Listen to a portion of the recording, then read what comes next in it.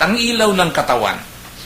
Ang mata ang pinakailaw ng katawan, kaya't kung malinaw ang iyong mata, maliliwanagan ang buo mong katawan. Ngunit kung malabo ang iyong mata, madirimlan ang buo mong katawan. Kaya't kung ang liwanag na nasa iyo ay kadiliman pala, napakadilim niyan. Itong sinasabing ilaw ng katawan. Ulitin ko ho, ang mata ang pinakailaw ng katawan. Siyempre, kapag tayo, Kuya Berte, bulag siyempre pakapaka pa tayo niyan. Kaya't kung malinaw ang iyong mata, maliliwanagan ang buo mong katawan. Ang mata ang pinaka ilaw ng katawan. Ngunit kung malabo ang iyong mata, madirimlan ang buo mong katawan. Kaya't kung ang liwanag na nasa sa iyo ay kadiliman pala, napakadilim niyan. Ano bang ipinakakahulugan dito ng ating Panginoon sa ilaw ng katawan? Ito ho ba'y may kaugnayan, Kuya Bert, dun sa mga aral na dapat mai-transfer natin at magliwanag sa buhay natin, na tayo bilang isang Kristiyano kung taglay natin ang liwanag ni Kristo, yung nakapaligid sa atin naliliwanagan din. Paano ba ito? Tama ka doon, Kuya Mem, pero bukod doon, ang ibig sabihin na aral na ipinaiwatig sa atin ng Panginoon, tunay na ang ating mata ay nakakakita. Pero kung minsan, sa ating paningin, kahit tingin na tayo ng tingin, hindi pa rin tayo makakita. Yun ang sinasabi niya sa mga udyo. Upang tumingin man silang tumingin, ay hindi nila makikita.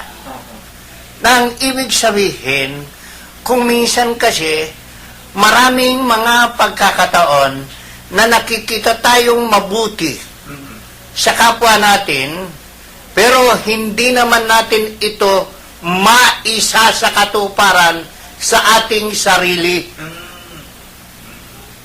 So kung ang tunay na maliwanag ang ating mga mata, ang nakikita nating kabutihan, ito ay ating maisa sa buhay, tunay na maliliwanagan ang buo nating katauhan. Pero kung nakakakita tayo, pagkatapos yung kabutihan yon ay nagdidilim din at hindi nagliliwanag sa ating buong katauhan, malabo ang mata natin kahit kitang-kita na natin ito. Halimbawa, maraming pagkakataon sa tao na ginawa niya ng mabuti ang kanyang kapwa. Pero sa dami-dami nun, magkamali lamang ang isang tao na tumutulong sa kanya, ang lahat ng kanyang ginawa ay nabura dahil sa isang pagkukulang o pagkakamali ng kapwa. Hindi niya nakita yung mga kabutihan na ginawa ng taong ito. Lahat ay nabura sa kanyang kaisipan. Nabura doon sa kanyang mga alaala yung mabuting ginawa ng taong yon. Sana hindi ganon. Manatili yung mga ginawa ng tao na kabutihan para sa iyo.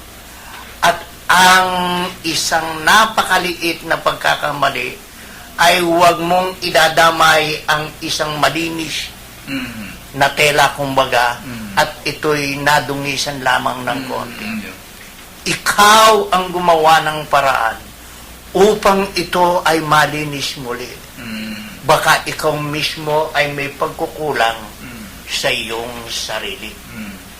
Ito ang dapat upang ang kabuuan natin ng katauhan ay mawala sa atin ang dilim ng ating kinabukasan, kundi laging maliwanag ang ating katauhan, lalo't higit ang liwanag na ito ay nanggagaling sa mga salita ng Diyos na nababasa na natin, natututunan natin, sapagkat ang tunay na liwanag ay ang liwanag ng Diyos. Ayun. nakikita natin yung magaganda na nagagawa ng ating kapwa. Hindi naman yung puro, kumbaga, tama yung sabi ninyo, marami namang nagawang mabuti, pero isang pagkakamali lamang, nabubura ng lahat yung mga kabutihan na gawa. Hindi naman gano'n. Karamihan ganon, kuya. Karamihan Oo. ganon. Meron minsan, sinusumbat pa eh. Oo. Karamihan ganon. Pero sa inyong mga tagapakinig, kinakailangan magsilbi tayong liwanag sa mga taong nakapaligid sa atin. Ang wika nga, sa isang pusikit na kadiliman, magsalti ka ng isang palito ng posporo upang maliwanagan ang nakapaligid sa iyo. Ang ilaw daw, ayon sa Bible, ay sinisindihan, hindi inilalagay sa ilalim ng lamesa. Kundi Sa iba. Ilalagay sa tamang patungan. Sa tamang patungan upang maliwanagan ang Ang paligid. mga nakapaligid. Nakapaligid. Yun ho. So, tayo lalo na, at tayo'y nakapag-aral ng salita ng Diyos, magsilbing liwanag tayo sa mga tao nakapaligid sa atin. Huwag nating sisiraan. Kapan. Opo.